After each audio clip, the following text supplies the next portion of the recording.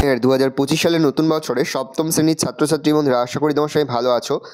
আজ আমরা যে বিষয়টি নিয়ে আলোচনা করব সপ্তম শ্রেণীর ফার্স্ট সামেটিভ অর্থাৎ প্রথম পর্যায়ক্রমিক মূল্যায়নের বাংলার কোশ্চেন পেপার নিয়ে। দেখো সরাসরি স্ক্রিনে তোমরা সপ্তম শ্রেণীর ফার্স্ট সামেটিভ অর্থাৎ প্রথম পর্যায়ক্রমিক মূল্যায়নের বাংলার কোশ্চেনটা দেখতে পাচ্ছ। ফুল মার্কস তোমাদের রয়েছে 30 আর সময় তোমাদের রয়েছে 1 ঘন্টা। একে দাগে রয়েছে সঠিক উত্তর নির্বাচন করলে যে কোনো 10টি প্রতিবষ্টি মান 1 করে 1 × 10 = 10। চিনবে তারা ভুবনটাকে।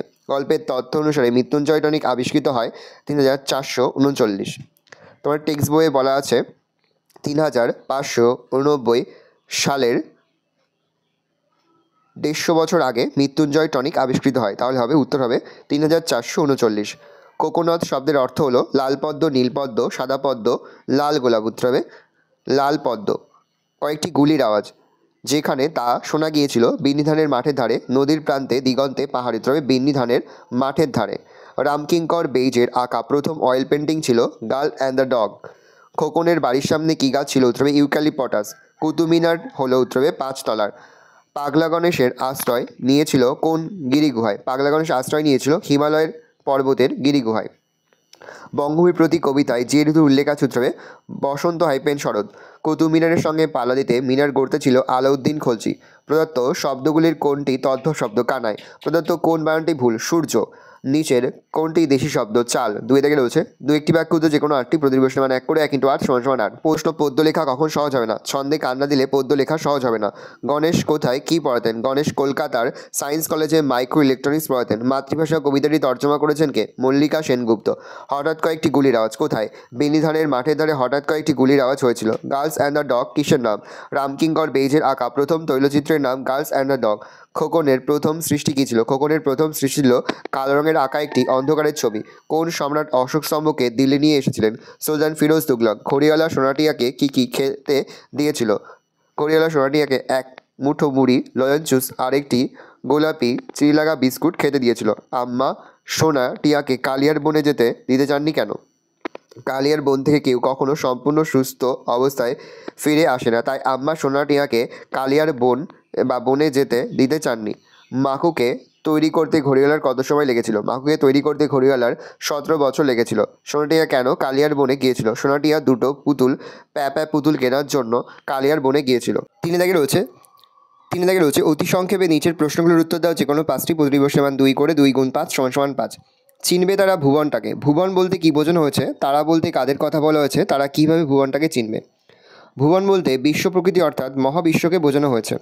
তারা বলতে বোঝানো হয়েছে তাদের যারা কান পেতে ও মন দিয়ে পৃথিবীর সকল ঘটনার মধ্যে থেকেই ছন্দ শুনতে পায়। এই বিশ্ব প্রকৃতি হলো ছন্দময়।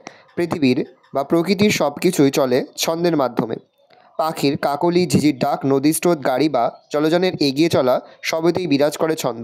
তবে এই ছন্দ ধরতে হবে অর্থাৎ অনুভূতির মাধ্যমে তাকে গ্রহণ করতে হবে। এর জন্য অত্যন্ত প্রয়োজনীয় হলো আত্মোপলব্ধি। এই বোধ না থাকলে প্রকৃতির ছন্দকে মানুষ বুঝতে পারে না। এই ছন্দ অনুভব করার জন্য দরকার মন্দ কথায় কান না দেওয়া আর মনের মাঝে কোনো দ্বন্দ্ব না রাখা। যারা এমন কাজ করতে পারবে তারাই প্রকৃতির ছন্দ অনুভব করতে পারবে। ছন্দকে মনের মধ্যে গ্রহণ করার মাধ্যমে তারা ছন্দের সংকেত বুঝতে পারবে এবং এইভাবেই তারা ভুবন বা জগৎকে চিনবে। তা বলে হিমালয় যে খুব নির্জন জায়গা তা নয়। হিমালয়ের প্রসঙ্গ কেন এলো? হিমালয়ও যে নির্জন জায়গা নয় তা কিভাবে প্রমাণিত হয়? 200 বছর বয়সী গণেশের বিজ্ঞানের চরম উৎকর্ষতার যুগে বিজ্ঞানের বাড়াবাড়িকেই সভ্যতার সংকট বলে মনে করেছিলেন। তাই অনেক চেষ্টা করেও তিনি যখন দেখলেন কালের চাকার গতি উল্টো দিকে ঘোরানো যাবে না, তখন তিনি সভ্য সমাজ থেকে দূরে থাকার জন্য হিমালয়ের এক গিরি গুহায় আশ্রয় নেয়। তাই গল্পে হিমালয়ের প্রসঙ্গ এসেছে। আপাত দৃষ্টিতে হিমালয়কে খুব নির্মল জায়গা বলে মনে হলেও গণেশ জানেন তা সহজ সত্য নয়। কেননা কখন এভারেস্টের চূড়া চেয়েছে সেখান থেকে অবজারভেটরি, রূপকুণ্ডে বায়োকেমিস্ট্রি ল্যাবরেটরি তৈরি হয়েছে, নামকরা অনেক নির্জন জায়গায় এখন মানুষের চলাচলে নির্জনতা হারিয়েছে। K2, কাঞ্চনজঙ্ঘা, যমুনেত্রী, গঙ্গোত্রী, মানসরোবরের সব জায়গাতেই কোনো না কোনো গবেষণার প্রতিষ্ঠিত হয়েছে। সমুদ্রতলে চলছে নানা পরীক্ষা নিরীক্ষা। তাই পরীক্ষার বোঝা যায় ভূপৃষ্ঠের ভূগর্ভে অন্তরিক্ষে কোথাও নিবিড় নির্জনতা নেই। বঙ্গভূমির প্রতি কবিতায় কবির প্রথম প্রার্থনা কী ছিল? প্রবাসে থাকাকালীন কবি এক মুহূর্তের জন্য তার অতি প্রিয় বঙ্গভূমিকে ভুলতে পারেননি। তাই বঙ্গভূমির প্রতি তার প্রথম প্রার্থনা ছিল মা যেন দাস অর্থাৎ কবিকে মনে রাখেন। এই প্রার্থনাকেই তিনি মিনতি বলেছেন। আমি প্রথম শুরু করি। কে কি শুরু করেন, কিভাবে শুরু করেন? প্রখ্যাত চিত্রকর ও ভাস্কর রামকিঙ্কর বেদ শান্তিনিকেতনের শিক্ষণ নৃত্যে প্রথম অয়েল পেন্টিং বা তেল রঙে কাজ শুরু করেন। যেহেতু তখনও শান্তিনিকেতনের কলা বিভাগে অয়েল পেন্টিং চিত্র মাধ্যমটির শোনা হয়নি, তাই রামকিঙ্করের এ ব্যাপারে চরম কৌতূহল ছিল। তাই তিনি চিত্র সামগ্রীর দোকানে গিয়ে বলেন, অয়েল পেন্টিং করব, কী রঙ আছে, কীভাবে করতে হয় দেখান। তারা অয়েল পেন্টিংয়ের সরল পদ্ধতি তাকে বলে দেন। এরপর তিনি গার্ল অ্যান্ড দ্য ডগ নামে একটা ভালো তেল রঙের কাজ করেন। মূর্তি গড়ার ইতিহাসও খুব মজার। কোন ব্যাপারটি কেন মজার? ছেলেবেলা থেকেই মূর্তি গড়ার প্রতি রামকিঙ্করের বেশ টান ছিল। এ ব্যাপারে তার উৎসাহ জেগেছিল বাড়ির পাশের কুমোরপাড়া থেকে। এই প্রসঙ্গে নিজের মূর্তি গড়া যে মজার কথা তিনি জানিয়েছেন তা হলো, তাঁদের বাড়ির সামনের রাস্তা লাল মোরামে ঢাকা থাকতো। একদিন তিনি দেখলেন হঠাৎ বৃষ্টির পরে ওপরের মোরাম ধুয়ে রাস্তায় নীল রঙের মাটি পেরিয়ে এসেছে। সেই মাটি খাবলে তুলে নিয়ে এরকম পুতুল তৈরি করেছিলেন। কবি যখন ছবি আঁকেন তখন কী কী ঘটনা ঘটে? কবি যখন দিনের বেলা ছবি আঁকেন তখন 3টি শালিক ঝগড়া থামায়। অবাক হয়ে তা চড়ুই পাখি লক্ষ্য করে। মাছরাঙা মৎস্যশিকার বলে তার আঁকায় নীল রং ধার দিয়ে সাহায্য করতে চায়। প্রজাপতিরা ছবিতে তাদের রেখে ছবি রঙিন করে তোলার অনুরোধ জানায়। কোনো এক ইঁদুর গর্ত থেকে বেরিয়ে চোখ পিট পিট করে। সব কিছুর ওপর দৃষ্টি রাখে। আবার রং তুলিরা আনন্দ সহকারে তাদের কাজে মেতে ওঠে। এগুলি সব নকল করা ছবি। কে কাকে কথা বলেছে নকল করা ছবি বলতে তিনি কী বুঝিয়েছেন?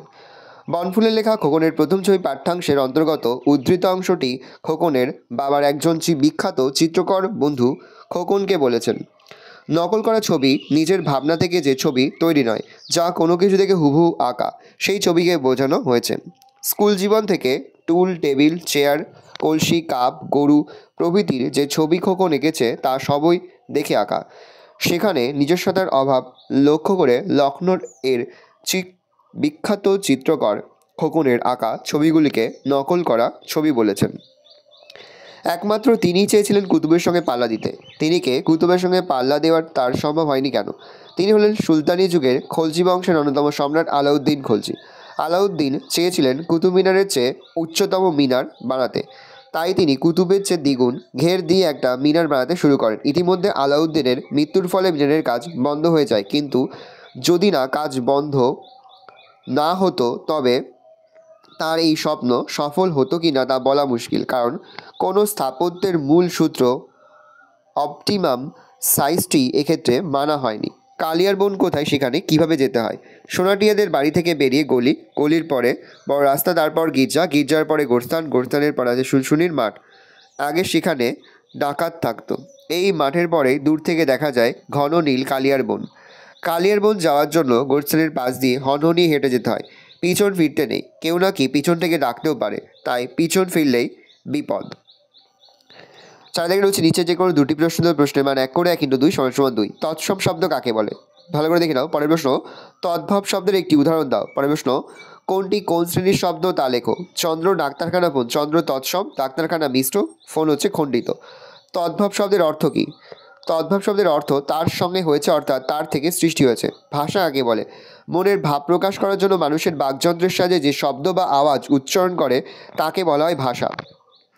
ভালো করে দেখে নাও। এই রয়েছে টোটাল তোমাদের ফার্স্ট সামারি অর্থাৎ প্রথম পর্যায়ক্রমিক মূল্যায়নের 7ম শ্রেণীর বাংলার কোশ্চেন পেপার। ভালো করে কোশ্চেনটা দেখে নাও।